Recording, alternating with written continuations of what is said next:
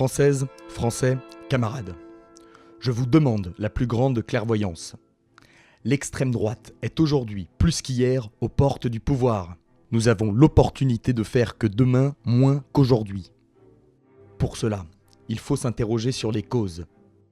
Nous avons, depuis 40 ans, une alternance de centre-gauche et de centre-droit, réunis sous l'appellation UMPS.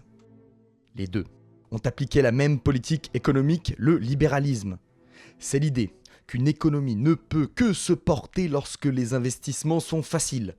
Alors les riches créent de l'emploi, ce qui enrichit les pauvres, mais tout a un coût. Ainsi, pour faciliter l'investissement, il faut assouplir les conditions de l'emploi. Il faut aider les entreprises avec des aides économiques et l'État s'endette. Pour maintenir donc cette stabilité de l'État, il faut donc demander aux pauvres de travailler avec moins de sécurité. La souplesse se paye. Il faut les taxer davantage, leur demander de travailler plus longtemps. Et il faut réduire les dépenses de l'État. L'on rogne sur les aides sociales, le RSA, le chômage, la retraite. Ce système ne marche pas. Les riches n'investissent pas davantage dans la croissance, et les pauvres, devenant de plus en plus pauvres, consomment moins. Et rien ne relance l'économie. Le libéralisme est une idéologie économique de droite que le PS a ingérée, digérée.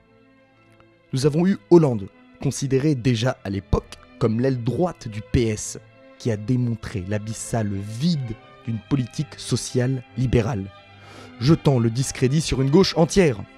Être économiquement de droite, mais socialement de gauche, ça n'a pas de sens. C'est nier qu'une politique sociale est avant tout une politique économique. Où investir? Combien? Pourquoi? Les électeurs ont commencé à penser. La gauche et la droite, c'est pareil. Eh bien, vous savez quoi? Vous avez raison, c'était pareil. Toute cette frange déçue s'est tournée alors vers le seul parti qui n'avait jamais joué ce jeu de dupes, le Rassemblement national. Plutôt que d'élire une gauche qui demande la tolérance, mais qui ment, méprise et n'aide pas le peuple, élire une extrême droite qui pointe un coupable que l'on n'a jamais véritablement attaqué. L'immigration. De ce revers, la gauche a mis près de 10 ans à s'en remettre. Comment?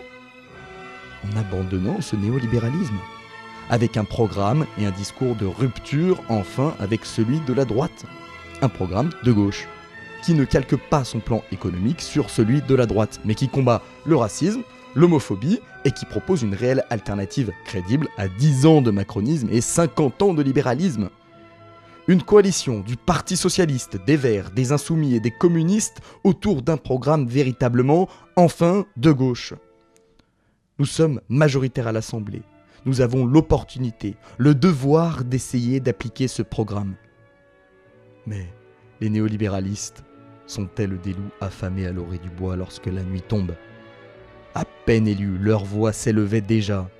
Il faut abandonner le programme et trouver un compromis.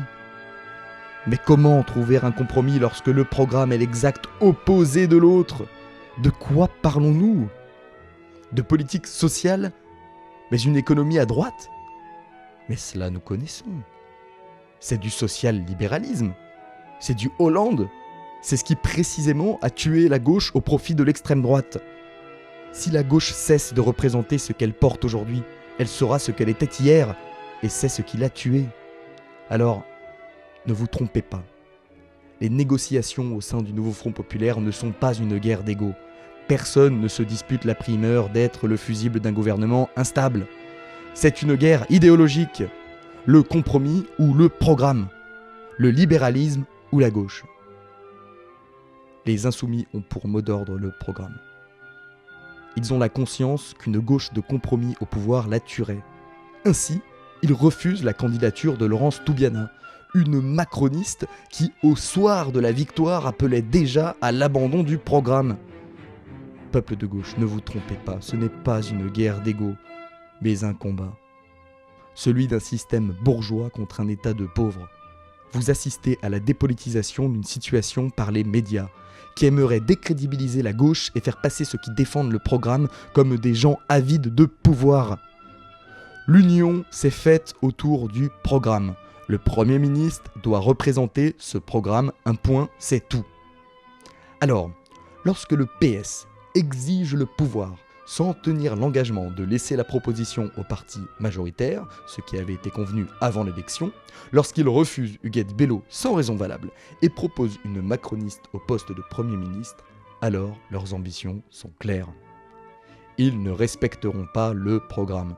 Ce sont des sociolibéraux, ce qui a toujours été le cas du PS, et les insoumis ont raison de ne pas céder. Alors, Françaises, Français, camarades, ne vous trompez pas. Si le PS l'emporte, il tuera la gauche, encore, et le Rassemblement national gagnera. Si le programme l'emporte, nous avons une chance, un espoir. Merci donc aux insoumis d'être si droits dans leurs bottes, parce que franchement, c'est bien les seuls.